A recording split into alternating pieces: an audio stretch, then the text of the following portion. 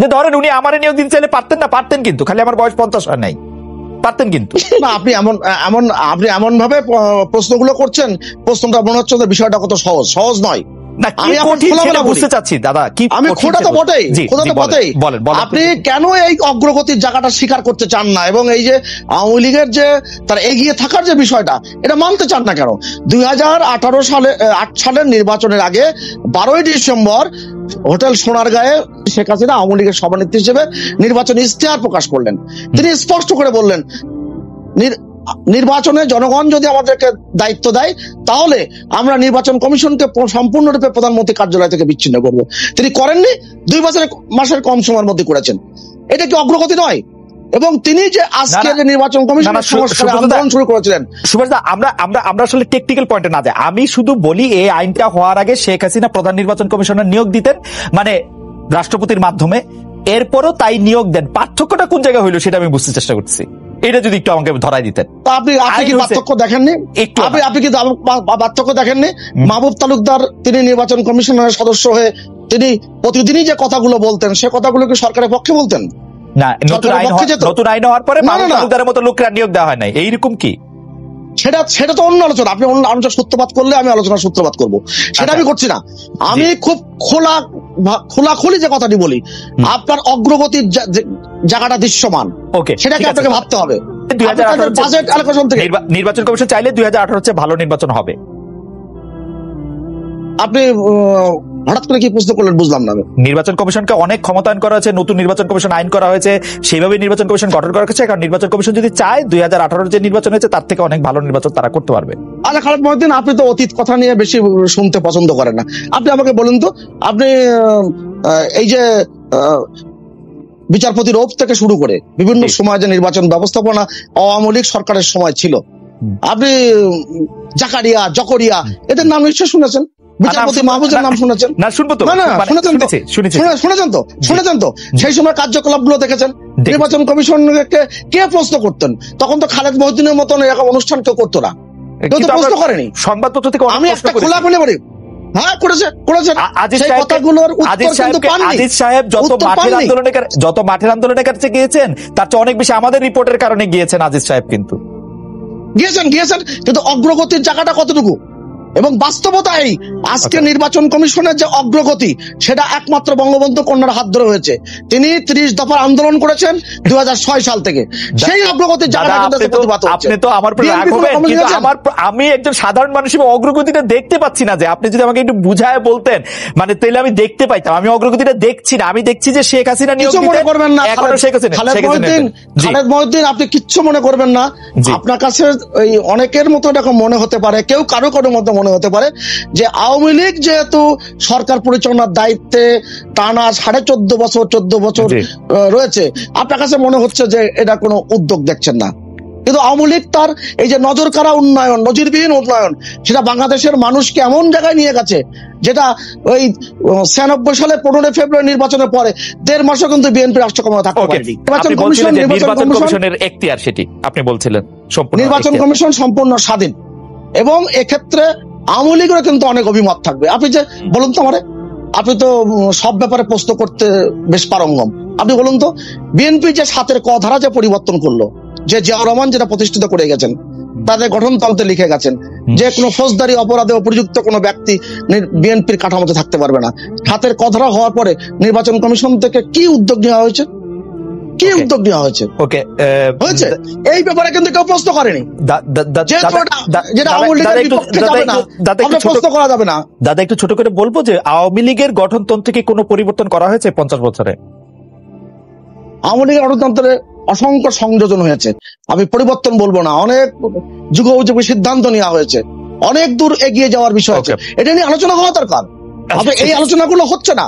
আর আপনি একটা কথা খুব পরিষ্কার দেয়, বাংলাদেশের রাজনৈতিক সংস্কৃতিতে আমরা এখনো পর্যন্ত সেই জায়গায় পৌঁছতে পারিনি যে সহনশীলতা, পরমত সহিষ্ণুতা এই জায়গাটা তৈরি করতে পারবো। এটাই কিন্তু মূল ব্যত্যয়। এগুলো আইন কাঠামো, এগুলো কিন্তু ব্যত্যয় হতো না। আমার মনে হয় সুভাষদা সহনশীলতার কথা মানে অনেকদিন ধরে বলে আসছে। জনাব সুভাষ চন্দ্র রায় অর্ধেকের বেশি নির্বাচন কেন্দ্র আসলে সাংবাদিকদের বাইরে রাখতে চায় নির্বাচন কমিশন। এক মোটরসাইকেলের সিদ্ধান্তে সেটি অনেকটা হবে বলে মনে হচ্ছে। আপনার মন্তব্য একটু আমরা শুনতে চাই। আপনি খালেদ মহিউদ্দিন, আপনি কি সেটা বিশ্বাস করেন? আমি আমার বিশ্বাস ধারণা যেহেতু আপনি আমার প্রশ্ন করলে আমার উত্তর দিতে আমার প্রশ্ন করলে উত্তর দিতে হবে। আমার বিশ্বাস আওয়ামী লীগের আমার কাছে আওয়ামী লীগ যে এত মানে এইসব ব্যাপার নিয়ে যে এত ভাবিত হয় এটা আমার কাছে অনেক বিনয় মনে হয় ভোট নিয়ে। আমার যেমন মনে হয় এটা খুব বিনয়। আমি এটাকে অবশ্যই পজিটিভ ভাবে দেখি। আপনি যে ব্যাখ্যা দিয়েছেন আপনার ব্যাখ্যাই নিশ্চয়ই ইতিবাচক থাকবে। আপনি দেখেন গণমাধ্যমে কোন বিষয় এখন উঠে আসে না, যেটা ঠিক সেটা উঠে আসে, অতথ্য অপতথ্য কিন্তু নানান ভাবে উঠে আসে। এবং এই যে আজকে যে আলোচনা করছি আমরা, এটা কিন্তু সিদ্ধান্ত এখনো হয়নি, তারপরে কিন্তু আমরা আলোচনা করছি। সেই আলোচনাটা কিন্তু আমাদের এই ব্যবস্থাপনাকে সমৃদ্ধ করার জন্য আমরা করছি, কিংবা আমাদের মতামত প্রকাশ করছি। এটা কিন্তু বাংলাদেশে কখনো ছিল না। এই আওয়ামী লীগ সরকারের সময় মতামতটা প্রকাশ করা যায়। আপনি জানেন যে আজকে গণমাধ্যমের যে বিস্তার এবং তথ্য প্রবাহের যে আওয়ামী লীগের সরকার সময় হচ্ছে। সম্প্রতি প্রথম আলো একটা ফেসবুক নিউজ মাথায় রেখেই বলছেন যে না আপনি বললাম আপনার টাকা দিয়ে খেয়াল রাখতে হবে যে আপনি সত্য প্রকাশ করবেন। আপনি নিজের ব্যাখ্যা দিতে গেলে নিজে আপনি উপসম্পাদকীয় লিখবেন, আপনি আপনার মতো করে লিখবেন। ফ্যান্টাস্টিক। হ্যাঁ, আপনি যখন পত্রিকার পক্ষ থেকে যখন সাংবাদিক হিসেবে কোনো তথ্য উপস্থাপন করবেন, সেই তথ্যটি সত্য হতে হবে, সত্যের বাইরে বিন্দু মাত্র যাওয়ার সুযোগ নাই। অতএব গণমাধ্যম এই কারণে বাংলাদেশের অগ্রযাত্রায় অনেক ভূমিকা রেখেছে এবং আগামীতে আরো বেশি ভূমিকা রাখবে। আপনি এত কথা বলি নির্বাচন কমিশনের কোন তথ্যটি বাইরে আলোচনা হচ্ছে না? এবং আপনি কি পৃথিবীর কোন সভ্য দেশে দেখেছেন যে বুথের ভিতর থেকে আপনি লাইভ করতে পারবেন? পৃথিবীর কোন সভ্য দেশে হয়েছে? না, সভ্য দেশে তো রাতে ভোট হয় না। আপনি এটা প্রমাণ করতে পেরেছেন? আমি প্রমাণ করি নির্বাচন কমিশনের কাছে শুনেছি। নির্বাচন কমিশনের কাছে শুনেছি। নির্বাচন কমিশন বলেছে যে আগামীতে রাতে আর ভোট হবে না। এটা ভুল ব্যাখ্যা। আমি বিভ্রান্তিকর বক্তব্য। আমি একটু সুযোগ দেন আমাকে কয়েক সেকেন্ড। আপনাকে যখন জিজ্ঞেস করা হয়েছে,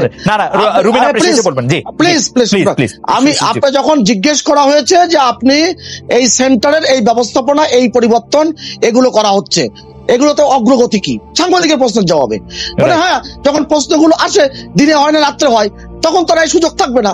অতএব সবকিছু স্পষ্ট হয়ে যাবে। ৮৬টি মামলা করেছে বিএনপি, ৮৬টি মামলা করেছেন, একটা মামলাও নিয়ে এগোননি কেন বিএনপি? বাংলাদেশে সেই কেসে কোনো মেরিট নাই। আমি ধরেন ৭৯ পার্লামেন্টে আওয়ামী লীগ অংশগ্রহণ করেছিল হাত পা বাঁধা অবস্থায়, তারপরে ট্রাইব্যুনালে মামলা করেছিল, মামলায় জিতেছিল, এবং ৯১ থেকে ৯৬। শেষ করতে আমরা খালি ব্যারিস্টার ফারহানাকে ১ মিনিট শুনবো, আপনি যদি শেষ করেন ২০ থেকে ৩০। আমি সেই কথাটাই একেবারে স্পষ্ট করে বলি, আজকে গণমাধ্যম যেমন স্বাধীন, নির্বাচন কমিশন স্বাধীন। অতএব এক্ষেত্রে আমি যে বাড়তি যে বিষয়গুলো উল্লেখ করছি, আমরা এগুলো বাড়তি ভাবনা নিয়ে করতে এবং অতথ্য অপতথ্যে ভরপুর করছি। দাদা খালি একটা ছোট মন্তব্য করি, গণমাধ্যম যেমন স্বাধীন সেরকম স্বাধীন নির্বাচন কমিশনের সমস্যা। কারণ আমার ঢাকায় থাকা বন্ধুরা বলেন যে তারা খুব বেশি স্বাধীন না, ফেসবুকেও বলেন কোন কথা লিখতে পারেন, কোন কথা লিখতে পারেন বলেন আর কি, কোন কথা বলতে পারেন বলেন আর কি, আমি জানি কোন কথা বলতে পারেন, আপনি উদাহরণ দিন না আমারে, কোনটা উদাহরণ বলতে পারেন না? এই বাইশটা রুমিন ফারহানা ক্রমাগত বলছেন, কোন কথা বলতে পারেন? আচ্ছা ঠিক আছে, আমরা একদম শেষ পর্যায়ে বেশি ফারহানা আপনি ১ মিনিট বলতে পারবেন। আমরা একদম মানে আপনি প্রথম আলোর উদাহরণ দিয়েছেন, আমি ডয়েচে ভেলের উদাহরণ দিই। আপনাদের এখানে ডেথ স্কোয়াড র‍্যাব নিয়ে যে ডকুমেন্টারি হয়েছিল, সেখানে একজন ছেলে কথা বলেছিলেন, তাকে মদের বোতল সাজিয়ে পুলিশ তুলে নিয়ে গেছে। হ্যাঁ, সুতরাং বাক স্বাধীনতা নিয়ে বেশি বক বক করার আর দরকার আছে বলে মনে করি না। আর কোন দেশে লাইভ করা যায় বুথের ভেতর, আপনি যে দেশে বাস করছেন এখন জার্মানি, সেখানেই করা যায়। আর ৩ নম্বর হচ্ছে যে নীতি ফ্রান্সে করা যায়, যে নীতিমালা বাতিলের দাবি। আমি একটু বলি, আমি দেশে একটু পার্থক্য হয়েছে, বুথের মধ্যে করা যায় না, বুথের মধ্যে মানে একটা পর্দা ঘেরা জায়গায় বুথের সামনে করা যায় আর কি। জি, নীতিমালা বাতিলের দাবি জানিয়ে টিআইবির নির্বাহী পরিচালক ইফতেখারুজ্জামান বলেন, নির্বাচন কমিশন সংবাদ কর্মীদের ভোট কভারেজের অনুমতি দেওয়ার পর তাদের ভোট কক্ষে ঢুকতে কেন্দ্রের প্রিজাইডিং কর্মকর্তার বাড়তি অনুমতি নেওয়ার প্রয়োজন কি বোধগম্য নয়। তাছাড়া বর্তমান প্রেক্ষাপটে যদি কোনো ভোট কক্ষে অনিয়ম হয়, সেক্ষেত্রে প্রিজাইডিং কর্মকর্তা কি অনুমতি দেবেন? আর অনুমতি না দিলে নির্বাচনী অনিয়মের ছবি তোলা ও তথ্য সংগ্রহে যে বাধা সৃষ্টি হবে না, যে বাধা সৃষ্টি হবে, নীতিমালা আমি বিচারক আপনাকে ছিল বলে বোধগম্য হচ্ছে না। ফারহানা, আপনি নীতিমালাটা আমি একটু বলি।